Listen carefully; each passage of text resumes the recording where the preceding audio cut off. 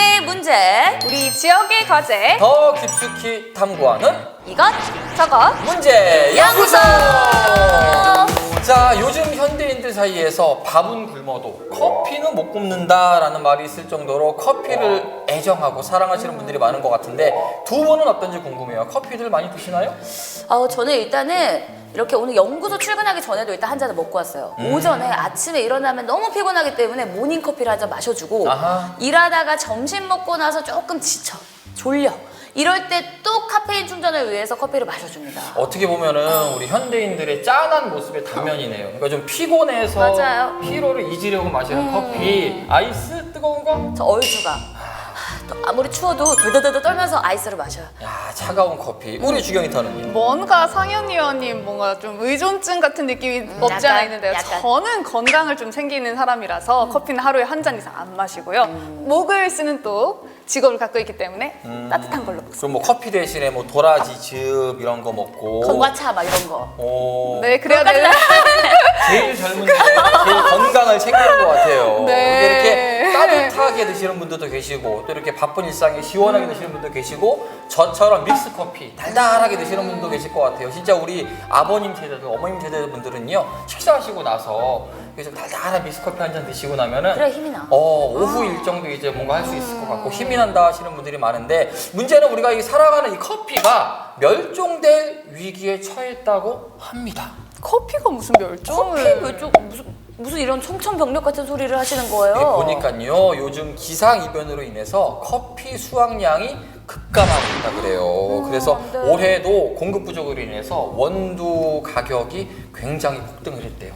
그러니까 지금 오늘 마신 우리의 커피가 우리가 앞으로 마실 커피 중에 제일 쌀 수도 있다 이런 얘기가 되는 거예요. 요즘 물가 상승률이 엄청난데 이 밥값도 오르고 커피값마저 오르면 살기가 너무 퍽퍽할 것 같은데요. 그러고 보면은 이 온난화 문제가 여기저기 우리가 생활하고 있는 실생활 곳곳에서 드러나고 있는 건 아닌가 생각해 보게 됩니다. 그럼 안 되겠어요. 저는 지금부터라도 커피를 꾸준히 영원히 맛있게 마시기 위해서 대중교통을 조금 이용하고 일회용품을 줄이는 등 뭔가 이렇게 좀 기온을 낮추기 위해서 노력을 좀 해야 될 것 같아요. 환경을 생각하는 네. 방법 중에 하나. 우리 주경이터도 환경을 생각하는 방법 중에 하나가 있겠죠? 저는 일상이 환경을 생각하는 사람이라서. 예. 네. 그래서 저는 일단 밉다. 얄밉다. 대중교통 이용하는 건 물론이고요. 가까운 거리는 걸어 다니고 또 이제 텀블러를 사용하거나 뭐 이런 일회용품도 줄이고 뭐 그런 생활을 하고 작은 있습니다. 습관을 그래도 잘 지키고 있는 것 같네요. 사실 요즘 보고 있으면 자연이 가장 아름다운 시기잖아요. 그러니까 주변을 둘러다 보면서 뭔가 우리가 살고 있는 이 세상이 멋지구나라고 느낄 텐데 이 자연을 바라보면서 우리 환경에 대한 고민도 잠시 해보시면 좋을 것 같습니다. 이것저것 문제연구소 본격적으로 시작합니다.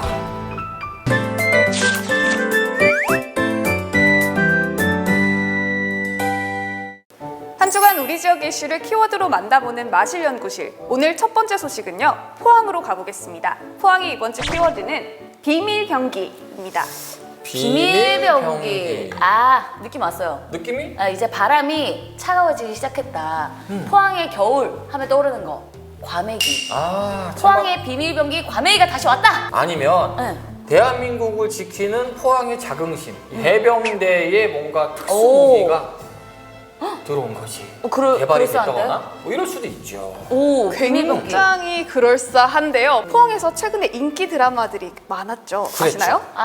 저 완전 기억해요. 2020년에는 그 동백꽃 필 무렵이 있었고 작년에는 또 그 갯마을 차차차 때문에 드라마의 성지로 또 꼽혔었잖아요. 많은 분들이 포항을 찾았죠. 네, 맞습니다. 그 인기에 힘입어서 2020년 10월에 포항 관광택시가 출범했다고 합니다.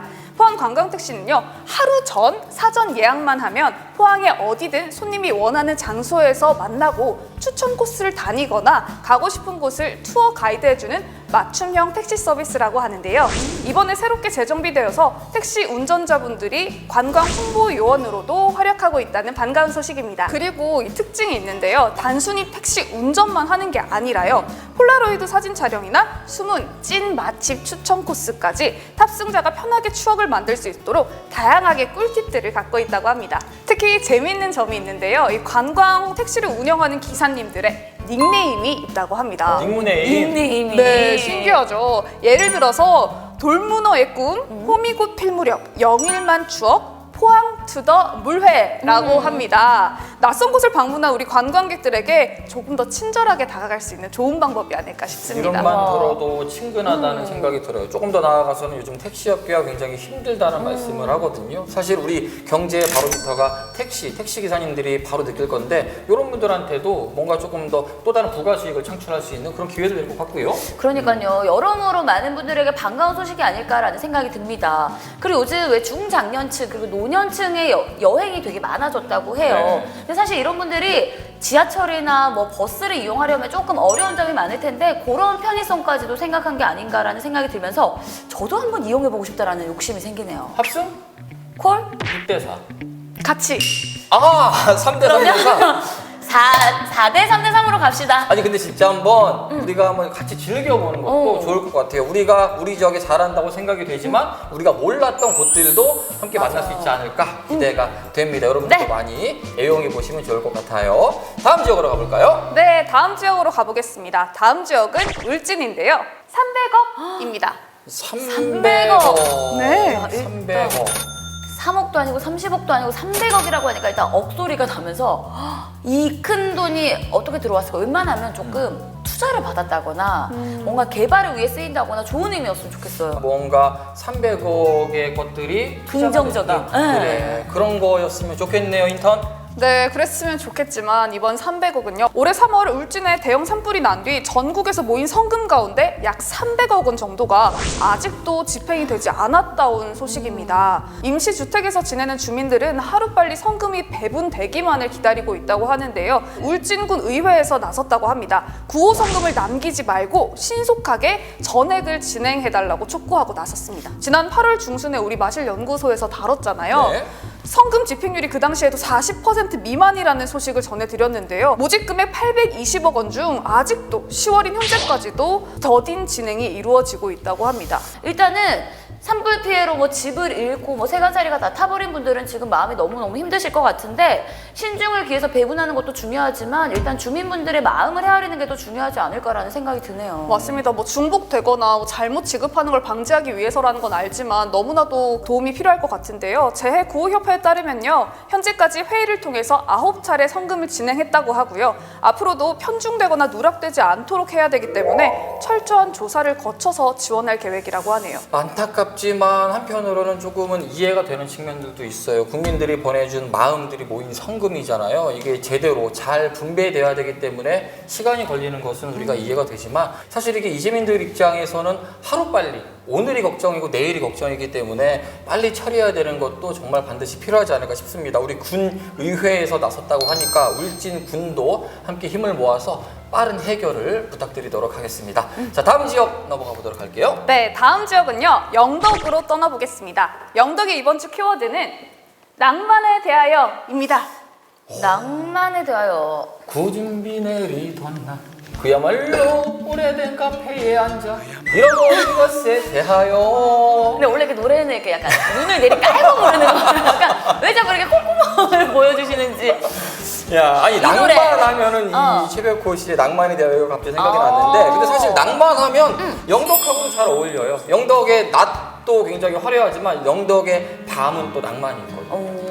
네, 블루시티 영덕이잖아요. 네. 영덕군에서 지난 7일부터 9일까지 낭만이 가득한 친환경 캠핑 페스티벌이 펼쳐졌다는 소식입니다. 생각보다 많은 캠핑족들이 참여해서요. 무려 카라반 200여 대, 텐트 70여 동이 해수욕장을 가득 채웠다고 합니다. 축제 기간 3일 동안 약 3천여 명의 캠핑족이 즐거운 시간을 보낼 것 같다고 합니다. 아, 이제 바닷가 쪽 지나가다 보면은 캠핑 즐기시는 분들 되게 많으시던데 혹시 영석 위원님도 캠핑 즐기시나요? 이게 말이죠. 캠핑은 텐트를 탁 치고 바비큐 준비를 딱 해놓고 의자 2개 딱 해놓고 음악 하나 딱 틀어놓고 말이죠. 그다음 고기를 딱 구워가면서 사랑하는 사람들과 담소를 나누는 그런 맛이잖아요. 부지런하지 못해요, 저는. 그래서 캠핑을 하시는 분들에게 전화를 하고 저는 놀러 가는 스타일입니다. 야, 그렇게 지인이 있으면 제일 좋은데 사실 저도 약간 그 텐트를 다 챙겨서 막 바리바리 꺼내서 막 하는 게 너무 힘들더라고요. 어쨌든 이렇게 영덕에 3,000명이 넘는 캠핑족들이 몰렸다고 하니까 오랜만에 엉덩이 들썩들썩했겠어요. 그러게. 맞습니다. 참가자들에게는 추억을 주고요. 또 지역 주민들에게는 경제 활성화를 주는 아주 좋은 축제였던 거죠. 이 말이 딱 맞다고 생각이 되는 게요. 여행을 한번 기분 좋게 낭만 있게 하고 나면 그 도시를 사랑하게 돼요. 그러면 또 다시 오게 되고 또 다시 찾게 되거든요. 그런 면에서 이번 영덕이 굉장히 아름다운 시간이 아니었나라는 생각이 들면서 구준비 내리던 날 영덕에서 캠핑을 저도 하고 싶습니다. 저도요. 데려가 주세요. 그러게. 그럼 또 다음 지역으로 떠나보겠습니다. 네. 다음 지역은요, 경주입니다. 경주의 이번 주 키워드는 재가동입니다. 재가동. 원자력 안전위원회는 자동 정지됐던 신월성 2호기 원전을 재가동 승인한 이후에 지난 7일부터는 정기검진으로 멈춰 있었던 월성 3호기 원전도 재가동을 허용했다고 합니다. 일단은 우리가 그 일본의 원전 사고를 보면서 많은 분들이 좀 많은 생각을 하셨을 것 같아요. 사실 너무나 끔찍한 모습이었잖아요. 맞아요. 아직까지도 그 흔적이 남아있을 만큼 끔찍한 사고였기 때문에 원전에 있어서는 많은 분들이 조금 더 신중하게 되는 게 아닌가라는 생각이 듭니다. 완전히 괜찮아져서 재가동한 거 맞죠? 그렇겠죠. 네, 지난달에 정기 검사를 실시한 월성 3호기 원전도 모두 항목을 검사를 했다고 하고요. 그 결과 원자로 임계가 안전하게 이루어질 수 있다고 확인됐다고 합니다. 우리 지역 분들은 사실 원전이란 이야기가 나오면 가슴부터 뛰거든요. 맞아요. 이게 문제가 생기지 않을까 걱정하시는 분들이 많은데 가동이 될 수도 있고요. 문제가 생겨서 잠시 멈췄다가 재가동이 될 수 있어요. 다만 이런 부분들이 좀 투명하게 늘 우리 시민들에게 잘 이야기가 전달되었으면 하는 바람은 저희가 끝까지 해보도록 하겠습니다. 다음 지역으로 넘어가도록 할게요. 네, 마지막 지역입니다. 마지막 지역은 바다 건너 울릉입니다. 들리지 않는 울음소리입니다. 들리지 않는 울소리 하면서 이거밖에 기억이 안 나는데요? 거기서 생긴 일 있잖아요. 그 조인성 씨가. 아 드라마였구나. 거기서 생긴 일. 아, 거기서 생긴 일. 결국 하는 줄 알았어요. 그것도 맞는데 그 왜 주먹을 입에 딱 넣고 소리가 나지 않게 우는 그 모습밖에 맞아요. 잘 생각이 안 나는데. 제가 힌트를 하나 드리겠습니다. 혹시 두 분은 10월 10일이 무슨 날인지 아시나요? 10월 10일이요. 10월 10일. 뜬금없죠. 한글날 다음 날인데 뭐예요? 어렵다. 10월 10일. 오, 네. 텐텐데이라고 하는데요. 오. 10월 10일은요, 바로 임산부의 날이라고 합니다. 임산부의 날. 네, 처음 들으셨죠? 네. 풍요와 수확을 상징하는 10월과 임신 기간 10개월을 합쳐서 이날을 지정했다고 하는데요. 하지만 안타깝게도 올해도 신생아 울음소리는 줄어들 전망이라고 하는데요. 지난해보다 약 6% 정도 감소해서 역대 최저치를 경신했다고 합니다. 근데 울릉도랑 어떤 관련이 있는지도 좀 궁금해요. 그러게요. 네, 출산율이 울릉도와 연관이 있습니다. 전국 지자체 중 16곳에는요. 소아과 산부인과 진료 병원이 아예 없는 것으로 나타나는데요. 근데 울릉도가 바로 이 지역에 속해 있다고 하는 거죠. 이게 악순환의 반복이거든요. 분만 환자가 없기 때문에 산과를 보는 산부인과들이 점점 없어지게 되는 거고 그러다 보면 산모들은 멀리까지 가서 이제 병원 진료를 봐야 되는데 없으니까 울릉도에 있는 분들은 또 무트로 이사를 나와야 하나 또 나오는 경우들도 굉장히 많은 이 악순환의 고리예요. 아 이거 참 속상합니다. 요즘은 왜 그런 것들도 있더라고요. 찾아가는 산부인과라고 해서 이렇게 버스가 오면은 거기에 이 초음파나 이런 걸 다 볼 수가 있어가지고 뭐 봉화나 성주 같은 지역에는 찾아가는 산부인과 버스들도 좀 출동을 한다고 하더라고요. 그러니까 이제 그 정기적으로 산부인과 진료를 또 보셔야 되기 때문에 이게 뭐 일반 의원이 없더라도 보건소를 이용해서라도 뭔가 좀 진료를 볼 수 있게끔 왜냐면은 출산율은 떨어지더라도 그곳에 아이들은 있거든요. 이 부분은 잊으면 안 될 것 같아요. 맞습니다. 군 차원이나 국가적인 차원에서도 이렇게 지원을 해줘야 된다고 생각을 하는데요. 장기적인 투자와 안목이 필요할 것 같습니다. 울릉도에도 이제 젊은 층이 유입되고 있다고 하잖아요. 출산과 육아에 대한 대책이 시급한 상황이라 생각합니다. 네. 주경인턴 오늘도 고생했습니다. 네, 저는 다음 주에도 더욱더 알찬 키워드로 찾아오겠습니다.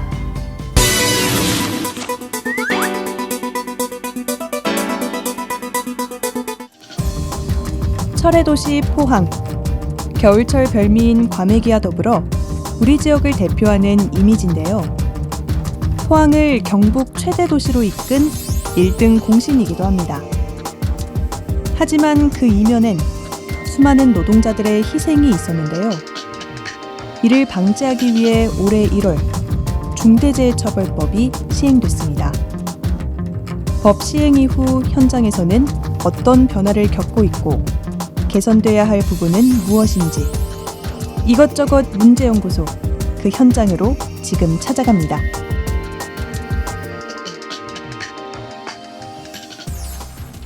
자, 중대재해처벌법 아마 뉴스를 통해서 여러분들 많이 만나보셨을 텐데요. 중대재해처벌법 이후 현장에서는 어떤 목소리가 있는지 포스코 사내 하청 지회를 찾았습니다. 세 분 만나보도록 하겠습니다. 반갑습니다. 안녕하십니까. 네, 오늘 저희가 이렇게 세 분과 함께 이야기를 나누게 됐는데 법안이 시행된 지 9개월이 지났습니다. 그런데 재해사고 발생률이 줄지 않고 있고요. 일각에서는 오히려 중대재해처벌법 시행 후에 일자리는 감소하고 기업의 방침이 더 엄격해져서 근로자가 불편을 겪고 있다는 목소리도 들리더라고요. 그래요. 일단 현장에서 체감하고 있는 재해 사고 이 위험도하고요. 얼마나 자주 이런 일들이 일어나는지 이야기부터 한번 해주세요. 제철소 현장은 예전보다 중대재해처벌법 시행 전보다는 안전시설물 등이 많이 보강이 됐지만은 네. 그래도 아직 추락, 협착, 끼임 사고는 여전히 잠재되어 있다고 봅니다. 그래서 현장에서는 아직 단독 작업 개소가 많기 때문에 이 부분에 대해서 인원 보강이라든가 이거는 필수적으로 더 추가되어야 하고요. 발생 빈도는 지금 보면 실제 묻힌 것도 많고요. 안 알려지고 그나마 노동자합이 있는 곳은 사소하게 사고가 나더라도 알려지고 사고 속보가 나고 하지만은 노동자합이 없는 곳은 자체적으로 해결하는 것도 많기 때문에 분명히 묻히는 사건 사고가 분명히 있다고는 판단하고 있습니다. 네. 아니 근데 이런 산업재해 사고가 일어날 때 대부분 어떤 이유로 일어나게 되는 거예요? 산재 사고를 예방하려면 우선 안전하게 작업할 수 있는 환경과 작업 개소 그런 것을 변화시켜야 합니다. 근데 이런 것들을 변화시키기 위해서는 막대한 비용이 발생하기 때문에 쉽게 투자를 할 수가 없습니다. 예를 들어 포스코는 현장에 중대재해처벌법이 강화되자 현장 작업 환경 개선이 아니라 CCTV를 설치하기 바빴습니다. 혹시 위험의 외주사라고 들어보신 적 있는가요? 네, 뉴스에서 많이 나왔던 단어입니다. 예, 철강, 자동차, 조선 이런 등 위험한 곳에 일하는 외주사 혹은 하청사가 다 하고 있습니다. 근인 사망 사고의 90% 이상이 외주 하청사에서 일어나고 있습니다. 적당한 보상도 받지 못하는 것이 현실입니다. 이런 기업 구조부터 바꿔나가야 산업 재해의 원인을 바꿀 수 있다고 저는 생각합니다. 처음부터 좀 제대로 바꿔야 된다라고 지금 말씀을 하시는 기본부터 바꿔야 된다고 생각합니다. 예, 그렇게 들립니다. 지금 현장에서 느끼기에 지금 변화의 순간들이 보이는지 어떤 변화점들이 보이는지 느끼시는 점들에 대해서 좀 말씀해 주시면 좋을 것 같거든요. 분명히 중대재해처벌법 시행 후에는 약간의 변화가 있기는 합니다. 근데 보면 안전지킴이 제도와 그 다음에 안전책임 이사제 등을 운영하고 있긴 한데 이것도 형식 위주에 치우치고 있고요. 실제 중대재해가 발생했을 때 경영자가 책임을 져야 되는데 이 부분 또한 누가 책임을 질지 이 부분도 명확하지 않고요. 항상 위험은 잠재되어 있기 때문에 책임자 처벌이 더 강화되어야 된다고 보여집니다. 네. 지금 현재 포스코가 지금 수혜로 거의 정비 쪽으로나 아니면 청소 쪽으로 일을 하고 있거든요. 이러다 보니까 빈번하게 사고가 더 일어나고 있습니다, 안에서. 그러면은 이게 기본적으로 거기 안전에 대한 수칙이 많이 바뀔 건데, 근데 예전에 있던 그 수칙을 잣대를 대고 쉽게 해서 지하 2층까지 내려가서 전기도 안 들어온다면 불을 비춰두든가 아니면 전기 시설을 해줘야 되는데 지금 그런 상황도 좀 힘든 상황이고요. 그러면 직원들도 인식이 내가 없으니 못 들어가겠습니다 라고 얘기를 해야 되는데 그것도 잘 안 되는 입장이고, 물론 기본 조절 잘 시행하다가 이런 일이 딱 닥치니까 기본적으로 안 했던 그런 게 표가 나는 거예요. 지금 현재 상황을 보니까. 근데 점점 나아질 거라고 생각은 하지만 지금 이 상황이 생기니까 저희들이 느끼는 거는 급하니까 또 옛날 방식으로 또 하고 있다. 물론 지금 수해 때문에 좀 힘들지만 그런 부분에 조금 더 위험한 부분이 있고, 며칠 전에도 거기서 미끄러지고 넘어졌고 불이 없어 이런 일이 사소한 이런 것까지 좀 일어나고 있던데, 그런 부분에서는 아직 디테일의 부분에서 아직 부족하다 이렇게 좀 생각을 하고 있습니다. 실질적으로 사실 뭔가 엄청나게 변화했다라고 느껴지진 않는가 봐요, 현장에서는. 그죠? 네네. 이 중대재해처벌법이 단계적이잖아요. 50인 이하 사업장은 2024년도부터 적용이 됩니다. 5인 미만 사업장은 사실 이 처벌법에서 벗어나고 있어요. 일종의 사각지대라는 이야기도 있고요. 또 이게 사업장마다 발생하는 비율도 굉장히 다르더라고요. 이에 대한 이야기도 좀 해주세요. 일단 뭐 2021년 기준으로 봤을 때 산업재해로 사망한 그 빈도수를 봤을 때 50인 이하 사업장이 한 80%가 넘는다고 저는 알고 있습니다. 이걸 반증하는 것이 50인 이하 사업장에서 제일 사망 사고가 많이 일어난다는 거죠. 그러면은 제일 위험한 것부터 급한 데부터 손을 대야 되는데 왜 큰 기업의 중대기업처벌법을 하면서 50인 이하 사업장은 왜 하지 않을까? 여기가 더 위험한 곳인데 요거부터 좀 잘못됐다 생각해요. 그리고 또 5인 이하 사업장 같은 경우는 이 정말 법적으로 좀 피해갈 수 있는 부분이 많거든요. 쉽게 얘기해서 뭐 노동법 이런 데서 피할 수 있는 법, 뭐 그리고 또 야간을 했다, 뭐 본인들이 휴게 시간을 지켜야 된다 이런 부분에서 모두 지켜지지 않아도 고용주가 마음대로 할 수 있는 이런 부분이 있기 때문에 더 피해를 보는 거죠. 여기 힘들고 어렵고 위험한 데부터 먼저 손을 봐야 되는데 여기부터 하지 않는 게 이게 참 제도적으로 좀 잘못됐다 이렇게 저는 생각을 하고 있습니다. 근데 이런 중대재해처벌법에 의하면 기업이 지켜야 할 조치랑 의무가 있잖아요.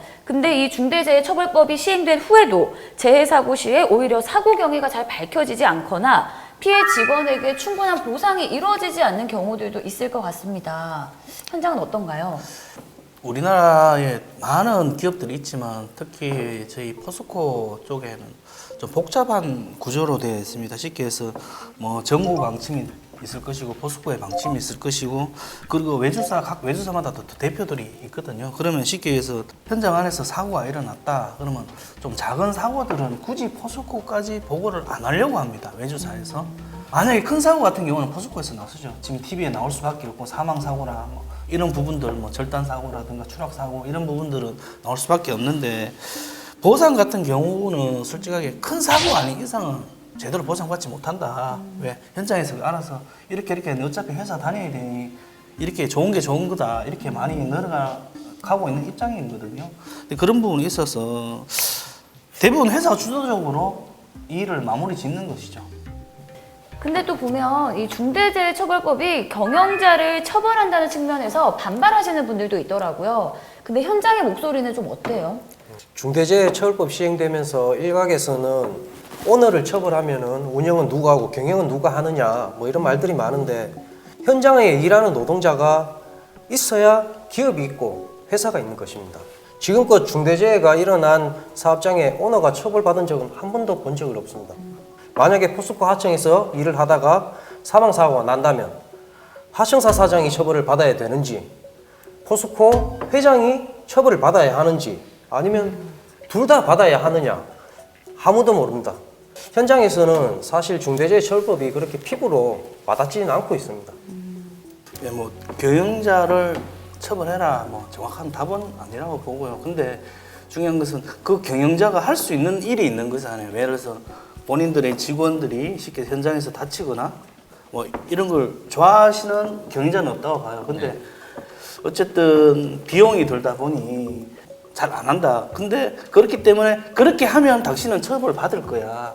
그러니까 해. 네가 권한을 갖고 있으니. 그렇기 때문에 중대기업처벌법에서 오늘을 줘야만이 바꿀 수가 있다. 뭐 이런 취지로 저는 생각을 하고 있고요. 그리고 또 이게 포스코 같은 경우는 다 외주사에 보면 대표 의사들이 다 있습니다. 있다 보니까 모든 설비들은 위탁을 받고 하다 보니 그 시설물에 대해서 투자를 본인이 하기가 힘듭니다. 뭐든지 포스코에 보고를 해야 되고 포스코에서 시설 투자를 해야 되는데 이 애매한 부분이 있기 때문에 회사에 외주사에서는 우리는 보고했다. 포스코에서 지금 빨리 안 해주고 있을 뿐이다. 이런 식으로 좀 회피를 한다고 할까요? 그런 좀 애매한 부분들이 있습니다. 이건 바꿔가야 되겠죠. 그럼 이게 어떻게 보면 시민들은 조금 오해하실 수도 있겠네요. 그러니까 경영자를 처벌하자는 법이 아니라 그 정도의 경각심을 줌으로써 다른 안정장치들을 충분히 해달라는 요구로도 받아들이면 되겠네요. 쉽게 얘기해서 뭐 저희들이 운전을 하잖아요. 운전하면 운전 잘못하면 책임은 누가 집니까? 운전자가 잘못하는 거잖아요. 왜? 근데 잘못을 해도 그게 처벌하지 않는다면 그냥 막 운전해도 되는 거잖아요. 그렇게 생각하시면 가장 쉬울 것 같습니다. 근데 이 중대재해처벌법이 사실 뭐 대기업이나 공기업 분들에게는 조금 느껴지는 법안이라고 하면 중소기업이나 사실 현장에서 일하시는 분께는 그렇게 피부로 와닿지는 않는 법안이라고 하더라고요. 맞나요? 일단 피부로 직접적으로 와닿지는 않고요. 현장에 이제 작업 들어가기 전에 TBM이라고 하죠. 뭐 준비되는지, 뭐 준비 안 됐느냐 사인 받고 중요한 건 쌓인 거죠. 너가 이거를 제대로 TBM을 하고 들어갔는지 이 모든 근거를 남기기 위한 이게 너무 시간이 오래 걸려요. 이게 왜 사고가 나면 책임 소지가 있다 보니까 솔직하게 뭐 현장에 잘 전파가 됐는 거는 이런 일들이 많아지니까 전파가 됐다고 봐야 되겠죠. 일반적으로 이제 사람이 바뀌어야 될 인식도 있는 것이고 무조건 시설만 투자해라 이것도 아닌 것이고 근데 기본적으로 노동자들도 현장에서 일할 때 자기가 안 다치려면 기본적인 그런 것도 자기들 갖고 있어야 바뀌어야만이 되기 때문에 계속 회사에서는 이제 안전교육 많이 강조하고 현장에 이제 현장 들어가기 전에 점검하는 것도 많이 하고 있죠. 예전보다 더 강화됐습니다. 더 강화됐기 때문에 이게 실질적으로 피부에 닿았다 해야 되는 건지 피로감을 느끼는지 이건 잘 모르겠습니다. 솔직히. 그렇다면 사실 이 산재 사고라는 게 우리가 생각하는 것보다 훨씬 더 위험한 사고들이 많이 일어나는 현장인 거잖아요. 이런 현장에서 사고를 줄이려면 근본적인 뭐 대안이나 이런 방법들이 혹시 좀 있을까요? 생각하고 계신 것들이 혹시 있나요? 생각은 뭐 있죠. 당연히 있는데 뭐 현장에서 노동자들이 할 수 있는 것은 안전하게 일할 수 있게만 하고 저희들의 생각을 바꾸게 하고 이 정도 교육으로서 바꿀 수밖에 없다. 근데 근본적인 것은 현장에 있는 위험한 시설들 그리고 혼자 일하게 되면 위험한 것들 이런 것들을 좀 경영진에서 바꿔줘야 되는데 뭐 예를 들자면 현장에서 혼자 들기 힘든 물건들이 많이 있습니다. 그런 거 지금 계속 인원을 감축하다 보니까 어쩔 수 없이 혼자 일하게 되면 그걸 하다가 만약에 사고가 나면 누군가는 보고를 해야 되는 것이잖아요. 그 보고 체계도 느껴지고 이미 사망해버릴 수도 있는 거고 이런 부분은 계속 포스코에서도 계속 방송이 나왔는데 뭐 전기팀에서 사람이 빠졌는데 우리는 2인 1조로 갔다 했는데 급하다 보니 2인 1조는 왔는데 한 사람은 이쪽에 가고 한 사람은 이쪽에 가고 이게 2인 1조는 아니거든요.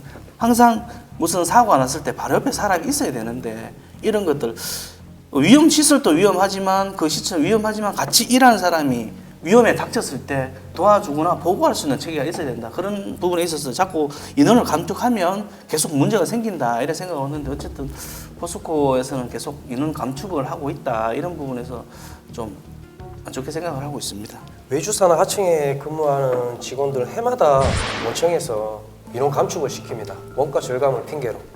예를 들어 저희가 포스코에서 분사했는 업체입니다. 분사하기 전에는 연마기 2대에 인원이 8명이 근무를 했습니다. 근데 분사하고 나서 외주소화 되면서 그라인더 8대에 5명이 근무를 하고 있습니다. 요즘 12시간 맞교대를 하다 보면은 휴게 시간이 주어집니다. 1시간씩. 그렇게 되면 5시간 동안은 4사람이 또 근무를 하게 됩니다. 그 중에 8대의 그라인더를 보려면은 어떻게 했습니까? 단독 업무밖에 할 수가 없습니다. 혼자서 2대의 그라인더를 맡아야 됩니다. 여기서 누가 하나 사고가 난다면 누가 옆에서 봐줄 사람이 아무도 없는 겁니다. 그 위험에 항상 노출되어 있을 수밖에 없습니다. 그리고 직영에서 원가 절감을 하라고 하면은 사실 하청에서는 인원 감축 말고는 원가 절감을 할 수 있는 게 없습니다. 왜냐하면 설비 자체도 직영 거고 자재도 직영들이 다 사주고 그럼 어디서 원가 절감을 합니까? 그럼 결국에는 인원 성역밖에 없거든요. 저희는 뭐 현장에 일하는 사람들 정말 답답한 마음뿐입니다. 그래요. 아무래도 현장에서 말씀하신 대로 일하시는 분들의 목소리이기 때문에 저희도 지금 체감이 조금이나마 되는 것 같습니다. 네. 마지막으로 좀 남기시고 싶은 말씀들이 있으실 것 같은데 한 분씩 들어볼게요. 먼저 우리 강신복 대의원님부터 한번 들어볼까요? 안전은 본인이 지키려고 하는 의지가 분명히 있어야 되지만은 안전하게 일터를 만들어 주는 것도 기업도 한 책임이 있다고 봅니다. 뭐 안전 시설물이라든가 안전한 작업장을 만드는 것은 기업의 책임입니다. 근로자는 의식이 바뀌어야지만 안전하게 일할 수 있고 설비적으로 문제는 기업주가 바꿔줘야 된다고 생각합니다. 일단 처음에 노동자가 일하면서 다치지 않고 죽지 않아야 되겠죠. 누군가의 아버지가 될 수 있고 누군가의 남편이 될 수도 있는데 이런 부분에서 노동자들도 현장에서 얘기했지만 안전하게 일할 수 있도록 교육에 충실히 참여하고 맡겨야 되는 것이고, 그리고 기업주들도 너무 이익만 생각하지 말고 회사가 안전할 수 있는 일터를 만들어줘야 된다. 그런 부분에 있어서 좀 더 노력해야 되지 않을까 이렇게 생각을 합니다. 어렵고 힘들고 더럽고 특히 위험한 일은 전부 다 외주사 하청 노동자들이 맡아가 합니다. 그래서 더 많은 위험에 노출이 되어 있고요. 설비, 작업 환경 개선도 중요하지만 이런 기업 구조부터 바꾸는 것이 저는 먼저가 아닐까 생각됩니다. 말도 많고 탈도 많았던 중대재해처벌법이 시행이 되면서 이제는 조금 노동자분들이 마음을 놓을 수 있겠다라고 생각을 했는데 생각보다 거기에 허점들이 많아서 조금 더 깊게 들여다봐야겠다라는 생각이 들었습니다. 우리 근로자분들이 안전하게 일할 수 있는 환경이 주어져야 이런 사고가 줄어드는 거니까요. 진짜 노사 간의 합의가 좀 필요한 것 같고 마음을 열고 조금 지켜봐 주셔야 될 것 같습니다. 공단도시 포항에 살고 있는 우리 시민분들은 아실 거예요. 이렇게 현장에서 근무하고 계시는 노동자분들은 우리의 친척이고요, 가족이고 이웃이라는 거 아마 분명히 아시지 싶습니다. 중대재해처벌법이 완성이 된다는 거 이렇게 현장에 계신 분들이 이제 우리가 좀 안심하고 일할 수 있겠구나를 체감할 때 완성이 되지 않을까 생각이 들거든요. 우리가 함께 좀 관심 있게 지켜봐야 될 것 같고요. 부디 잘 정착되기를 기대해 보겠습니다. 오늘 바쁘셨는데 이렇게 출연해 주셔서 진심으로 감사드립니다. 고맙습니다. 고맙습니다. 감사합니다.